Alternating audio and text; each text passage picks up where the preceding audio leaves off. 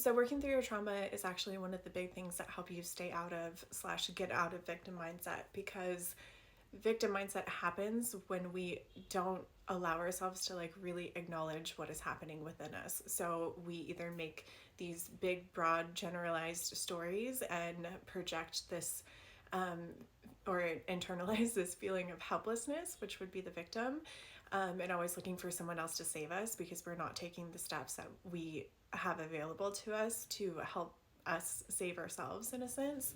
Or we are shoving our stuff aside and trying to save other people and help other people in order to avoid looking at the uncomfortable feelings, experiences, unresolved things that we have within us. Or we are attacking other people because we're feeling a lot within ourselves, and it's like easier to project on other people and attack other people than to actually like deal with the vulnerability and the pain that happens when we actually acknowledge what is going on for us. Victim mindset stems from trauma. It is a trauma response. It's what comes after the trauma because we haven't resolved the trauma. Also can like get us into traumatic experiences and cause trauma because these patterns of relating and behaving and seeing the world and ourselves can put us in these situations that actually really do harm us and like perpetuate the pain and suffering that we're experiencing.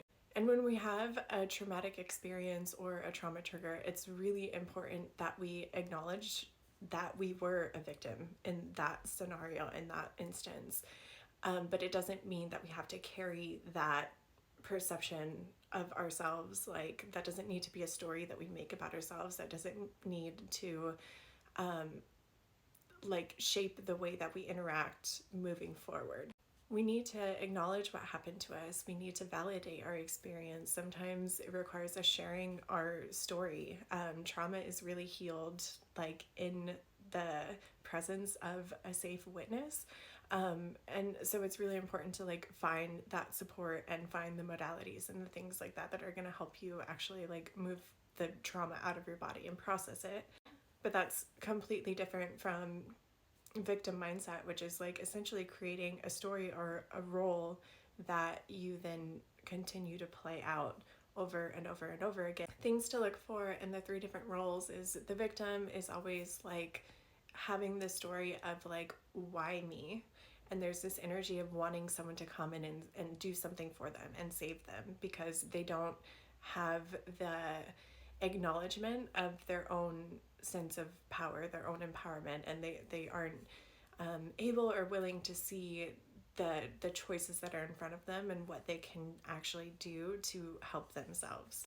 So then the way that you work with that and heal that is find ways to acknowledge your power and your choice and your ability to, whatever it is, maybe seek support, maybe find healing modalities or practices that help you, like taking the action yourself, which might include, asking other people for help, but like taking the action yourself to help yourself. The savior or rescuer is focusing their attention on saving other victims instead of looking at what is going on within themselves. It's like they get this way of, it's like a way of bypassing what actually happened to you and what you're experiencing and putting yourself in this like morally superior or perceived morally superior stance in order to avoid what is actually happening underneath. So for the savior, it's like instead of bringing all of that energy out, it's like your typical kind of people pleaser is one of the ways that it can show up. Like instead of doing that, like learning how to set boundaries, learning how to like really have some introspection and what's happening within you. With all of the roles, it's like what's happening within me and what can I do to help myself through this, instead of projecting everything onto other people. So the victim is looking for a savior, the rescuer is looking for someone to save, the persecutor is looking for someone to victimize. And for the persecutor, it's like that's like your typical kind of bully, right? Like it's like the hurt people So if you can like see when that pattern starts to arise, if you can see that that's like a cue that there's something in you that's hurting And instead of like trying to put that on someone else, really looking at yourself and asking yourself, like, okay, what is happening inside of me that is actually hurting, that's making me want to do this to someone else. And each of the roles, they get their own rewards. So the victim gets other people to do things for them. The rescuer gets to feel good about themselves, and the persecutor gets to feel power and control.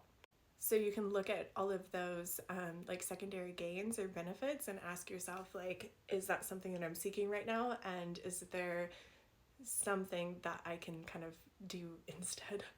But victim mindset and all of these roles are like a pattern of behaving and relating.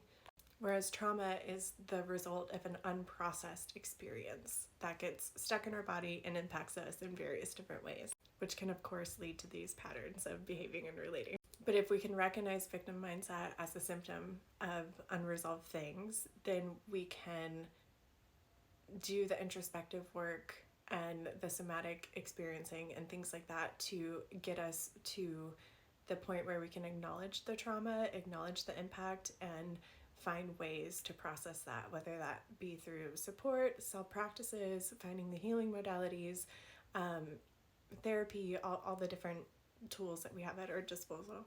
I know this is long, but I hope it helped. And if there's any other questions or nuances that you'd like me to get into, I'm so happy to.